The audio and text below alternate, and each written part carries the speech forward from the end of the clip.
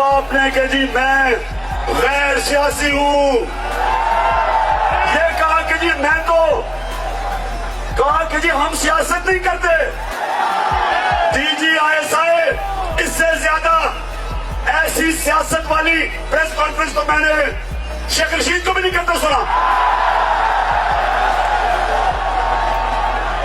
और मैं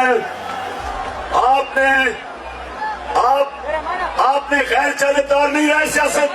उस प्रेस कॉन्फ्रेंस में प्रेस कॉन्फ्रेंस आपने की तो कम से कम वो जो चोरों के टोले बैठे हुए उनके ऊपर क्यों नहीं बात की? सारा निशाना इमरान खान के ऊपर। DGISI कान खोल के सुन लो मेरे।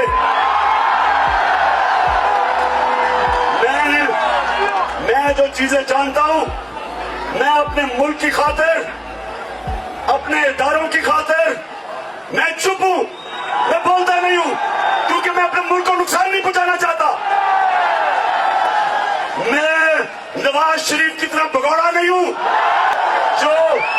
जो यहां तो चुप करके दुम दबा के बैठा रहे और लंदन जाके फौज को बुरा भला कहे। मैंने इस मुल्क से जाना नहीं, मेरा जीना मरना इस मुल्क पे है। मैं वो पाकिस्तान देखना चाहता हूं जो एक आजाद मुल्क हो, और आजाद मुल्क के लिए आपको एक ताकतवर फौज चाहिए। अगर आपकी फौज कमजोर होती है तो मुल्क की आजादी चली जाती है।